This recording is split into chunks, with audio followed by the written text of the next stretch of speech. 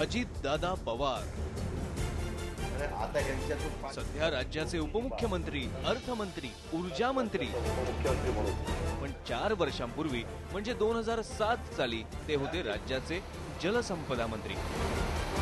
आणि त्याच वर्षी घडला एक मोठा कॉर्पोरेट घोटाळा.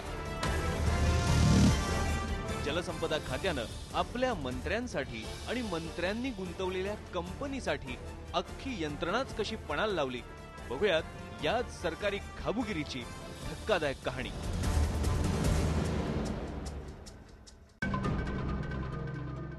जुन्या पुणे मुंबई हायवेवरचा हा कर्जत फाटा. इथून 2 किलोमीटर अंतरावर 1973 साली बांधण्यात आलं हे भिलवले धरण. त्या काळी आनंदानं शेतकऱ्यांनी आपल्या जमिनी दिल्या. शेतकऱ्यांना त्यांचा जो काही मोबदला आहे तो सुद्धा मिळाला. धरणही उभं राहिलं. पण त्याचबरोबर उभे राहिले हे असे आलिशान इमले. सिंचनाच्या गप्पा मारणाऱ्या सरकारला आता पर्यटनाचे ढोळे लागलेत. म्हणूनच मंत्र्यांशी संबंधित कंपन्यांचे डॅमच्या काठावर इमले उभारले जात आहेत.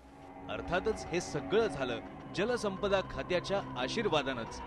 सुरुवात झाली धरण मजबूतीकरणाच्या कामापासून. पर्यटन विकासाचं नाव देऊन धरण मजबूतीकरणाच्या कामासाठी निविदा मागवल्याचं दाखवण्यात आलं.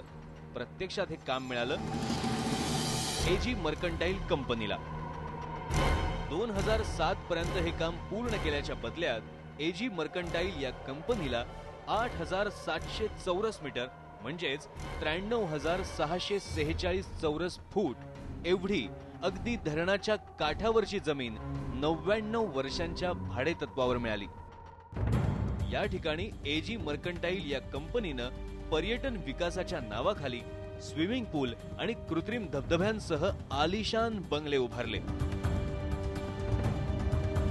सगळा राजेशाही थाट सुरू झाला.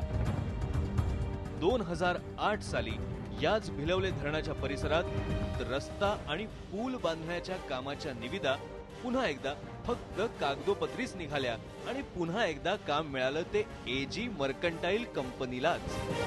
35 लाख रुपयांच्या या कामाच्या मोबदल्यात 9,000 चौरस मीटर म्हणजेच जवळजवळ 97,000 चौरस फूट एवढी जमीन कंपनीच्या पदरात पडली. या ठिकाणी पर्यटकांना आकर्षित करण्याच्या नावाखाली वनस्पतींची लागवड करण्याचा आणि या वनस्पतींना लागणारा पाणी उपशाचा परवाना सुद्धा जलसंपदा खात्यानं देऊन टाकला. इतकंच नाही तर जलाशयामध्ये बोटिंग करण्याचा आणि त्यासाठी धक्का बांधण्याचा परवानाही एजी मर्कंटाईल या कंपनीला अगदी लगेचच मिळाला. म्हणजे 2च वर्षांच्या काळात एजी मर्कंटाईल कंपनीला मिळालं 2 लाख स्क्वेअर फूट जमिनीचं घबाड. फक्त कागदोपत्री निविदा काढल्याचं दाखवून याच कंपनीला का मिळाली कंत्राट? भिलवले धरण परिसरातील विकास कामं खरंच पर्यटकांना आकर्षित करण्यासाठी झाली की कोणाच्या शाही ऐशो आरामासाठी? मुळात जलसंपदा खात्याला पर्यटन विकासाचा उमाळा कधीपासून आणि कुणासाठी वाटायला लागला? असे प्रश्न अजून बरेच आहेत ज्यांची उत्तरं शोधायचाच आम्ही प्रयत्न केलाय. व्हिडिओ जर्नलिस्ट सुनील पवारसह चंद्रकांत पाटील, IBN लोकमत, भिलवले, कर्जत.